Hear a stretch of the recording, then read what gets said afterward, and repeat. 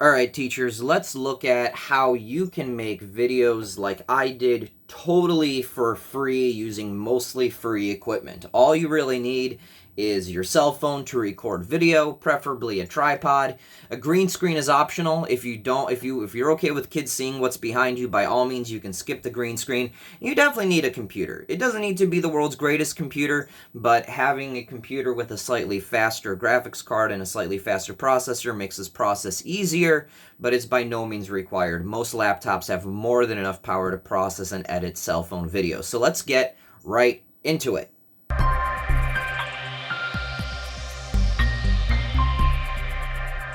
The software that I am using for free is Davinci Resolve. Davinci Resolve, you can go ahead and download. It's totally free. Don't bother getting the pro version. It has no features that would be useful to an educator. And when you first open Davinci Resolve, you get a screen that looks like this. The first thing you want to do is you want to File, Import File, and you want to import the media that you'll be using. Because I'm just doing an example, I'm just going to go ahead and get my blank video, a pie chart, and the backdrop I want to use. Here's a backdrop that I want to use. All the way at the bottom, there's this little piece. There's like a little bottom part that goes through all the different things that are, all the different windows in Davinci Resolve. You want to be in the one that's the edit tool. So that's the edit timeline, and it looks a little bit like this. Up here are different screens that you can choose between. The effects library gives you different effects, and the media pool is where your actual files are. So what I like to do is I always want to start by dragging in my backdrop. So my backdrop goes into the timeline. My backdrop will be on video 1, and I'll expand it just a little bit here. What you want to do here, next to this window, on the bottom left-hand corner of your actual view video, so this is like your preview of your video, there is a little button here that has a couple of different symbols. One is transform, crop, zoom, overlays, annotations, whatever. What you want to do is you want to make sure it's in transform, and you just want to expand your backdrop to be the size of the screen. Then you can kind of reposition it to make it a little bit more aesthetically pleasing, but this is the transform that you want to look at. All right? So now that we got our backdrop in place, we can worry about getting our actual videos in place. So I'm going to go ahead and put myself, or the video I shot on my phone or my camera, whatever, on video 2. So what I'm going to do is I am going to go to an area where I'm already speaking, and I am going to apply a couple of effects.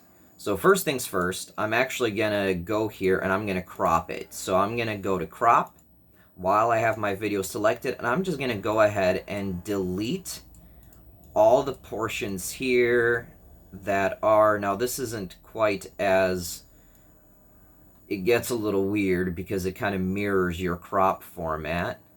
So I'm just going to hope I get it in a pretty good spot here. Come on now, come on. This is, the cropping part is by far the worst because it's not a very, you're just going to have to play around with the crop tool. There we go. So now I have myself cropped. I know it looks a little bit weird. I'm not sure why Davinci does it in this weird backwards format, but whatever. So once you play around with it, you have it cropped. So now that you have everything cropped the way you want it to be, the only thing you want seen is your green screen.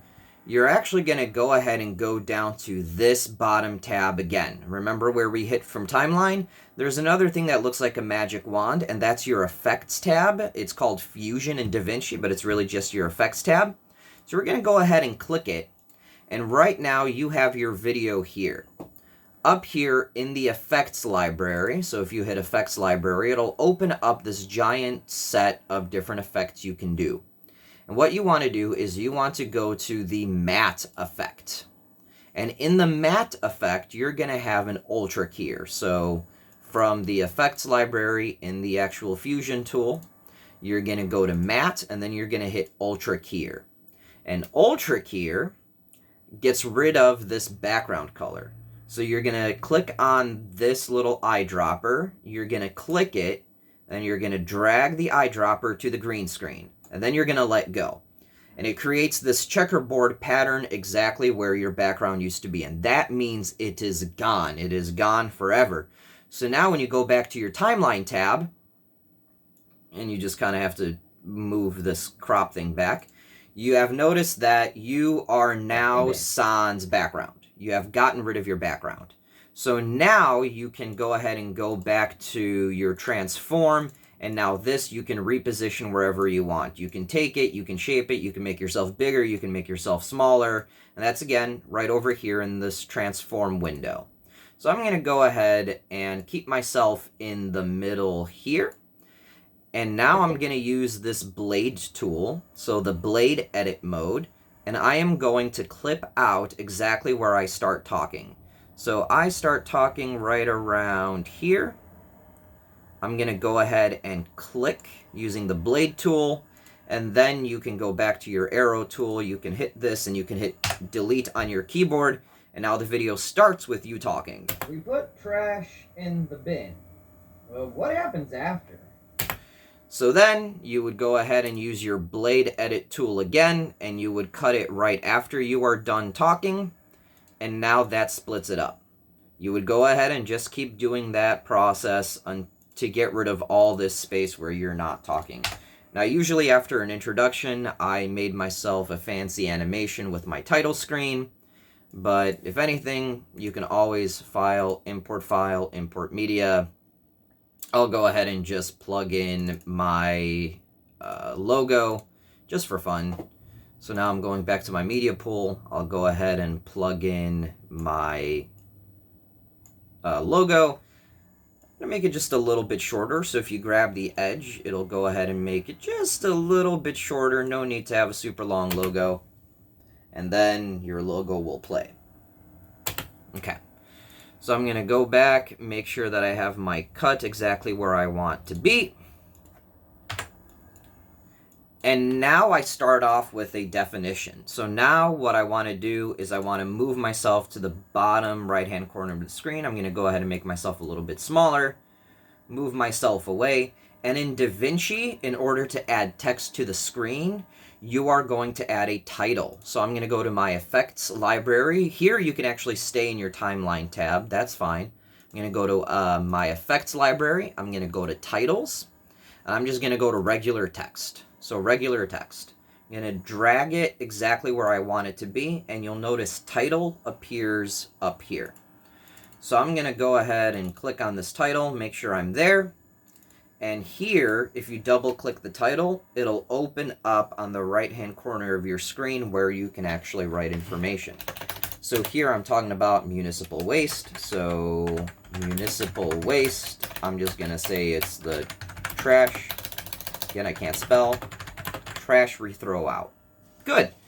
So now I can go ahead and go back. I can move this around, maybe make it smaller or bigger, wherever you want it to be. Great. We now have a title.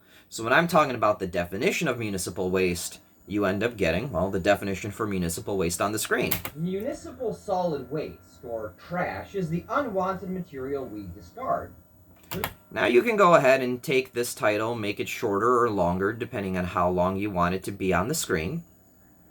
And then I start talking about a graph. So I start talking about the percentage of solid waste that's ours. The majority of municipal waste is... So here I would just go back to my media pool, and I would do the same thing I did with the title. I would grab my graph that shows my municipal solid waste breakdown, and I would drag it right into the timeline right above my video.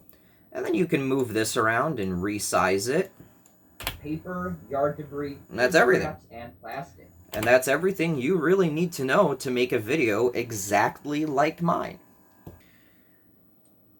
And then once you've totally finished editing your entire video, you would go to File, and you would go to Quick Export. Don't go to Export Project. You would go to Quick Export, and it'll actually give you a couple of options on how to save the video. I would always suggest saving it to your PC.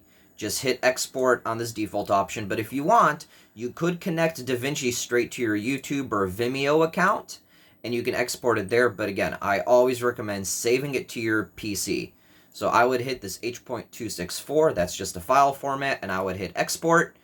You can go to desktop and you can save it however you want. You would just hit save, and it would go ahead and save the project. What about animations, Mr. W? Well, the animations I do straight on PowerPoint. And the first thing I would do is I would make sure that I have a slide and the layout is blank. That's how I would do it.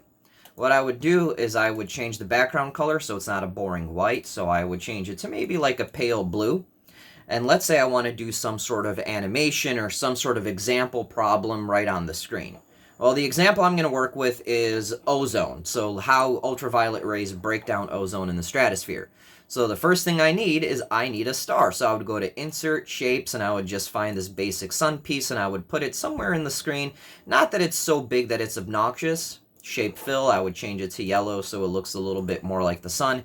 I tend to go with lighter tones. I like the pastel-esque aesthetic. And then what I would do is I would start drawing my ozone molecules. So, insert, shapes, I would find a circle. There's a good circle. And I would just go ahead and draw a circle. And that serves as an oxygen atom. If you double click on the inside, it becomes a text object. And I would just put a capital O to signify that it's oxygen. And I'll change the color to be, yeah, sure, red. So what I would do is, because ozone is 3 oxygen molecules, I would Control C for copy, Control V, Control V. That gets me 3 oxygen molecules, and then I will make sure everything is lined up. So when you use Microsoft PowerPoint and you're moving something, you'll get these grid lines that'll allow you to line things up. So I'm going to move them a little bit farther. There we go. And now that I know that everything is more or less equidistant from each other, it's got bonds, so I would include shapes. So in an ozone molecule, one of the oxygens is double bonded. Let's take the shape outline and make it a little bit bigger so it's visible. So let's make the weight 3 points. Let's go ahead, Control C, Control V to copy, and then we have 1 double bonded oxygen. Control C, Control V. And here I will just sort of move it around, and we've got 1 single bonded oxygen. So now we have a quick makeshift ozone molecule. If I were doing this for real, I'd care a little bit more about line shape, but this is just an example. Then, the thing that actually breaks up the ozone is going to be the sun's rays. So I'm just going to quickly select this all so I can move it a little bit farther away. I would duplicate the slide. And now I would go and create the sun's rays, which there is no easy way to do it. The way I've been doing sun rays is by using these elbow connector lines. And I just make them really tiny. And shape outline, weight, go ahead and make it 2 1/4. I would go ahead and change the color to match more or less the sun. Point it down a little bit. And now here's where it gets weird. Control C, Control V, and you just kind of keep copying and pasting until the sun's rays actually hit your ozone molecule. This gets obnoxious, but this is pretty much the only way I found to make sunbeams in PowerPoint. In any case, you keep doing that until it finally actually hits your ozone molecule. Great. Oh, why did I move that? Okay. So the next things first, I'm actually going to go ahead and select all of these so I can group them together. And that makes this all one object. So up here, it'll say group, because now I can just move this entire thing as if it's not individual pieces. So it's one big piece. This molecule, this ray of sun is hitting this molecule here. So what I like to do is I like to actually add a shape, this little call out banner on the bottom here, to signify that something is being hit. Rotate it so it makes a little bit more sense. Go ahead and change the fill of that to orange, and now we're good. And I'm going to go ahead and duplicate that, and then I get to delete some things, right? So I get to delete this. You can delete the sun ray if you want, but other than that, and what happened is that bond was broken. So I'm going to go ahead and get rid of this bond between the oxygen molecule and the free radical oxygen. I'll go ahead and select these and actually move them out of the way to signify something has broken. So then what I'm going to do is I'm going to go ahead, select all these slides, so Control A to select all. And under transitions, I'm going to go to Morph. And Morph is this magical effect that moves everything for you. So then when I go to slideshow and I hit play from beginning and I click through, it looks like it's a real animation, and then you can voice over it in a later video. So sunlight has UV rays. Those UV rays hit an ozone, and that ozone molecule is broken apart. And you didn't have to do any fancy animation. It was done for you automatically using the Morph effect. So after you're done with all of that, you're going to want to actually record your animation with a screen recorder. So again, I use Screencast-O-Matic for doing a lot of my recordings. So once you record it, you would just save it as a file, and then you could import that directly into your Davinci file. So right here, you would just file, you would import file, import media, and you would just find your video, and you can plug it in. And videos work just like images. So you would take the video and you would stash it right on top of your timeline, and you would edit it just like normal. And that's literally the entire process.